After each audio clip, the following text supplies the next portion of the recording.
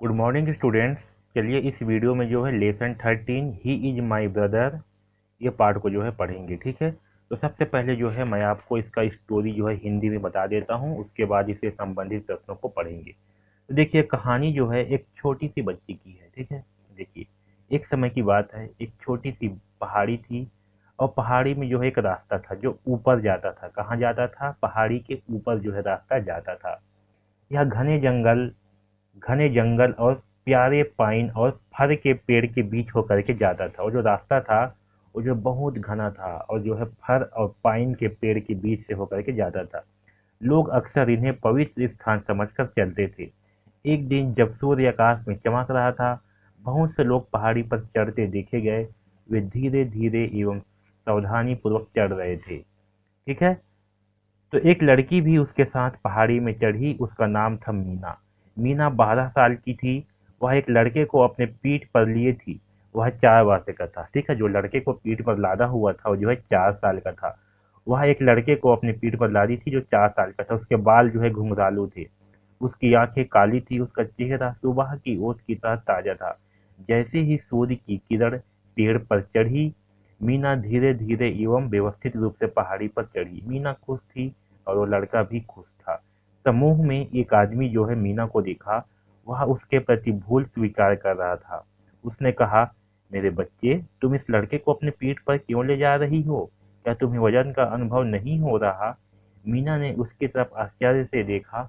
वह उसको नहीं समझ पाई। वह उसका भाई जो है चल नहीं सकता था। ठीक है, वो जो आदमी था वह मीना को नहीं समझ पाई और उसके भाई को जो है नहीं समझ पाई कि उसका भाई जो है वो चल नहीं सकता था। मीना ने कहा, वजन? बेशक नहीं, यह मेरा भाई है।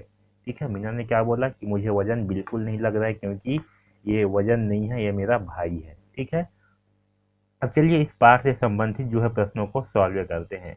देखिए, पहला क्वेश्चन है where where were the people going, यानी कि लोग कहाँ जा रहे थे। ठीक है, क्या है? पहला क्वेश्चन है लोग कहाँ जा रहे थे। पहला ऑप्शन है क्लिम्बिंग अप द ट्री, यानी कि पहाड़ी के ऊपर।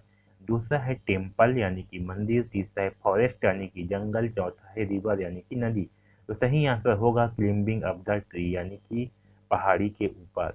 दूसरा देखिए, द पाथ वेंट, यानी कि रास्ता कहाँ जाता था, तो ऑप्शन आएगा वन, अप द हिल। दूसरा है down the hill. Up the हिल मतलब होता है पहाड़ी के ऊपर। डाउन द हिल मतलब होता है पहाड़ी के नीचे।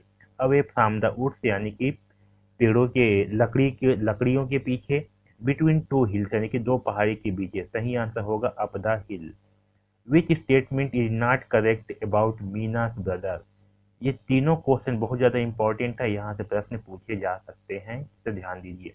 विच स्टेटमेंट इज नॉट करेक्ट, यानी कि कौन सा कथन सत्य नहीं है मीना और उसके भाई के बारे में। पहला, Meena brother is 4 year old, यानी कि मीना का भाई 4 साल का था। ये कथन तो बिल्कुल सही है, ये गलत नहीं है। ही वॉज टायर्ड, वह थका हुआ था।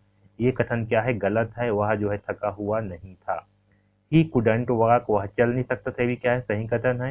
ही enjoyed the ride on the back, यानी कि उसका भाई जो है पीछे में बैठ करके उस यात्रा का मजा ले रहा था। तो इसमें क्या होगा? इसमें से कौन सा कथन सही मतलब कौन सा कथन गलत है? तो आपका ऑप्शन नंबर बी क्या है? गलत है। तो ये जो है आपका सही होगा। Okay, Meena did not feel any load on her back because, Meena जो है कोई भी लोड फील नहीं कर रही थी क्योंकि option one, she was beautiful, वह सुंदर थी।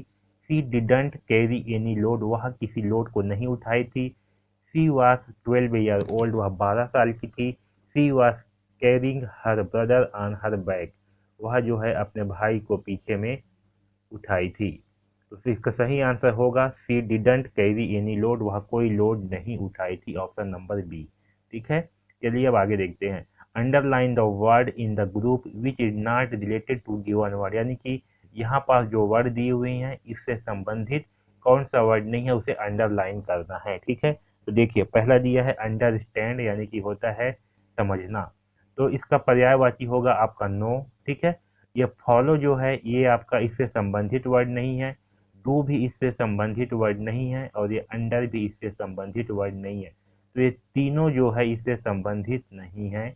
आपका केवल नो जो है इससे संबंधित होगा। ठीक है, देखिए दूसरा होली, होली मतलब होता है पवित्र।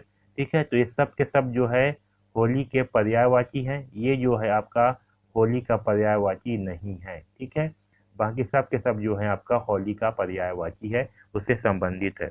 देखिए डेव, डेव यानी कि ड्रॉप, इससे संबंधित जो है आपका ये दोनों हैं।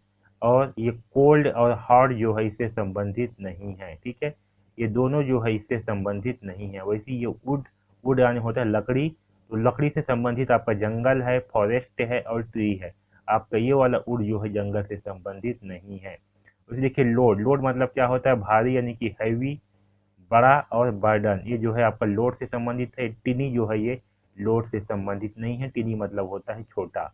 ठीक है, ये देखिए rearrange the letter to make word, ये बहुत ही इंपॉर्टेंट है, यहाँ से प्रश्न पूछे जाते हैं। ये आपको यहाँ पर लेटर दिया है, इसे जो है हमें जमा करके एक सही सार्थक शब्द बनाना है।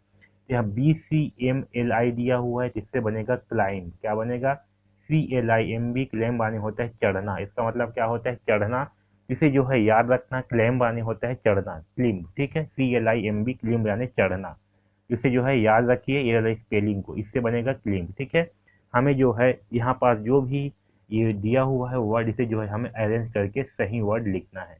यहाँ देखिए RNOWDE, इससे बनेगा हमारा क्या, वंडर, WONDER। ठीक है, इसी वर्ड का उपयोग करके हम क्या बना रहे हैं, वंडर जो है ये सही शब्द है। ठीक है, यहाँ देखिए LRYCU, इससे बनेगा करली, करली यानी होता है घुंघरालू, क्या होता है, ये है करली, CUR, ये है करली, CURLY, करली मतलब होता है घुंघरालू, वंडर मतलब होता है आश्चर्यजनक। ठीक है, यहाँ देखिए HREFS, इससे बनेगा फ्रेश, फ्रेश मतलब होता है ताजा, FRESH। ठीक है, यहाँ देखिए EPLOPE, इससे बनेगा प्यूपल, PEOPLE, प्यूपल मतलब होता है लोग, क्या होता है, तो प्यूपल मतलब होता है लोग।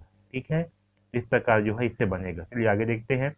Fill in the blank with the correct word from the bracket, यहाँ पर जो ब्रैकेट दिए हुआ है इससे जो है हमें करेक्ट वर्ड को यहाँ पर भरना है। ये बहुत ही इंपॉर्टेंट है, यहाँ से प्रश्न पूछे जा चुके हैं। दे डांस्ड ऑन द फ्लोर, यहाँ पास क्या आएगा, ब्यूटीफुली, क्या आएगा, ब्यूटीफुली। ठीक है, ब्यूटीफुल नहीं आएगा, ब्यूटीफुली आएगी, इसे ध्यान रखना। She nose her, she know the road, वह रोड को अच्छे से जानता था, यानी कि गुड, गुड नहीं आएगा, क्या आएगा यहाँ पर, वेल आएगा, क्या आएगा, वेल। शी स्पीक्स वेरी, खाली स्थान, तो यहाँ पास आएगा क्विकली, क्या आएगा, क्विकली। ठीक है, क्विक नहीं आएगा, यहाँ पर क्विकली आएगा, इसको याद रखना, ये तीनों बहुत ही इंपॉर्टेंट है, यहाँ से प्रश्न पूछे जा चुके हैं। ठीक है, यहाँ देखिए right adverb of the following adjectives, यहाँ पास जो है एडजेक्टिव डी यानी कि विशेषण दिया हुआ है, इससे जो है हमें एडवर्ब यानी कि क्रिया विशेषण बनाना है। तो नॉइस से बनेगा नॉइसली, क्या बनेगा, नॉइसली, इसे याद करके रख लेना। नॉइस है NOIS। ठीक है, इसके बाद वाई की जगह में ILY लगेगा, क्या लगेगा, ILY, नॉइसली। यहाँ पास है क्लियर यानी होता है चालाक।